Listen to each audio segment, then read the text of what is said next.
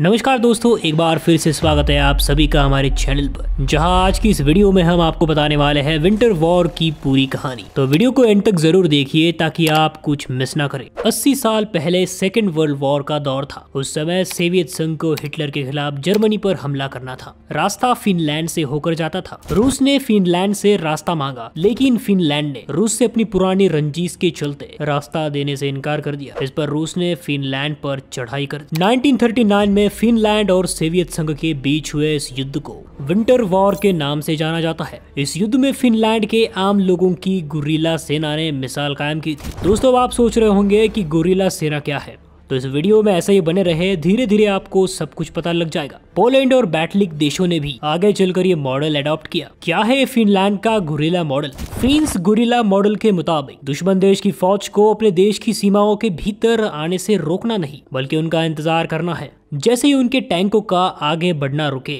Soldiers toilet के लिए या खाना बनाने और आराम करने के लिए बाहर आए, बस उन पर टूट पड़ो, उन्हें घेर कर मार दो। 1914 से जारी थी रूस से दुश्मनी। 1914 में फर्स्ट वर्ल्ड वॉर के दौरान जर्मनी ने फिनलैंड के युवाओं को मिलिट्री ट्रेनिंग दी थी। उस समय फिनलैंड सोवियत संघ के कब्जे में था और आजाद होने की कोशिशों में लगा हुआ था। फिनलैंड के स्टूडेंट्स ने हल्ला बोल दिया था। 1914 से 18 के बीच रूस के खिलाफ विद्रोह काम आया और 6 दिसंबर 1918 को फिनलैंड रूस से आजाद हो गया। रूस से कैसे लड़ा फिनलैंड? फिनलैंड के शासकों को पता था कि रूस से उनका टकराव जारी रहेगा। इसके लिए 1918 से ही फिनलैंड ने युवाओं के लिए मिलिट्री ट्रेनिंग कंपलसरी कर दी थी। ये ट्रेनिंग कुछ महीनों की होती है। इस तरह फिनलैंड ने आम लोगों की गुरिल्ला आर्मी तैयार की। 1939 में जब सोवियत संघ ने जर्मनी पर अटैक करने के लिए फिनलैंड से होकर जाने वाले रास्ते के इस्तेमाल की परमिशन मांगी, तो फिनलैंड ने इनकार कर दिया। रूस ने फिनलैंड पर अटैक कर दिया, लेकिन फिनलैंड पूरी तरीके से तैयार था। एक छोटा सा देश जिसकी सेना सोवियत संघ के सामने मुट्ठी भर से ज्यादा नहीं थी, उसने अपने आम लोगों के बल पर रूस को टक्कर दी। फिनलैंड से दुगनी बड़ी आर्मी थी रूस की। युद्ध की शुरुआत में रूस के पास करीब 1.25 लाख सैनिक थे, जिसे बढ़ाकर रूस ने 7,60,000 कर दिया था। वही फिनलैंड की आर्मी केवल 3 लाख सैनिकों की थी, जो बमुश्किल 3,40,000 तक पहुंच सकी थी। रूस के पास शुरू में 2,514 टैंक थे, जिसे बढ़ाकर 6,500 तक कर दिया गया था। वही फिनलैंड के पास महज 32 टैंक थे। रूस के पास 3,880 लड़ाकू एयरक्राफ्ट थे, जबकि फिनलैंड के पास केवल 114 ही जेट विमान थे। फिनलैंड के पास करीब 1,80,000 आम लोगों की गुरिल्ला आर्मी थी। हल्के हथियार होने के बावजूद फिनलैंड के लोग सोवियत आर्मी पर भारी पड़े थे।